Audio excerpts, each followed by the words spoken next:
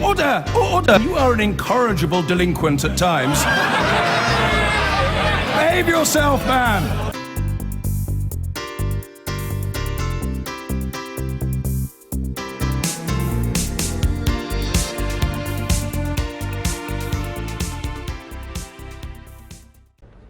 Now, it was one of the issues which overshadowed the US elections, the hacking of the Democratic National Committee and the subsequent CIA investigation. The furore which surrounded it severely dented Hillary Clinton's campaign. Some say it frustrated her chances altogether.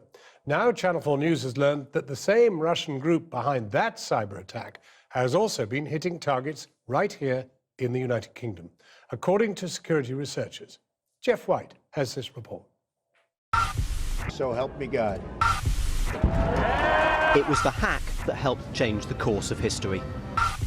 Clinton campaign emails were leaked, US intelligence agencies blamed the Russian government. Meanwhile, Trump took the White House. Think the UK was unaffected? Think again. According to security researchers, the same hackers who hit the Democrats also broke into a UK television station. For almost a year, from July 2015, they could snoop on just about everyone. They're able to essentially see all communications coming in and out of that organisation, whether that's internal communications, whether it's communications about the TV station as a business, or indeed any stories coming in or being communicated about by the journalists. For legal reasons, the techies who cleaned up the hack can't name the channel, so neither can we. But they, like other security companies, believe the hacking group is a branch of the Russian government, and they're linking that group with the US political attacks and now this British victim. Here's how. We believe it's Russia that targeted the DNC. The other targets, the other victims of that same campaign included military attachés, political figures, journalists with interest in Ukraine, and that fits exactly into Russians' interests. So that same tactic used against the DNC to initially gain access. Once they've gained access, they used a computer virus to maintain that access, to have the back door. That same backdoor was used against his UK TV station. That backdoor software is unique to this group, researchers say. They built it and they control it. They've targeted TV stations before. In April 2015, France's TV5 Monde was hacked. It almost killed the business. For more than 8 hours, we were totally off air with our 12 channels.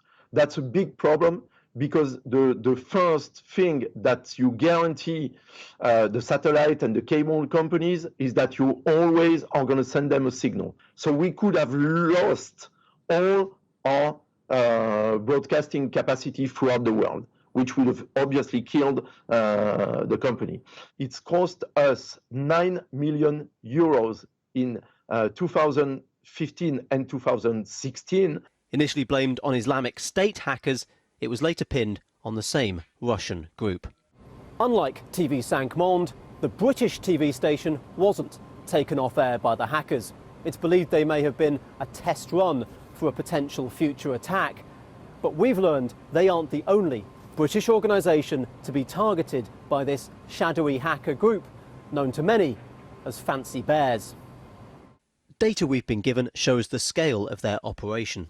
They sent around 5,000 spam emails to trick victims into handing over passwords. The UK was third highest on their list. More than 170 people clicked on the links using computers with UK addresses.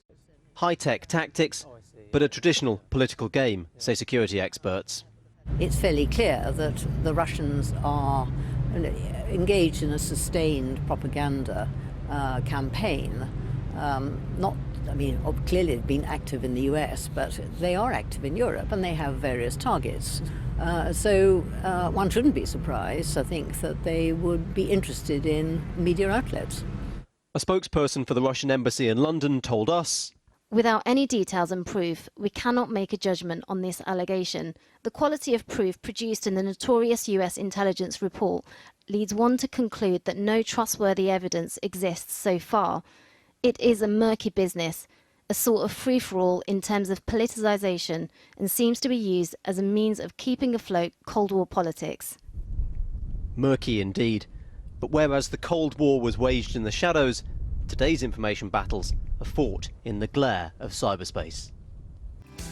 I've been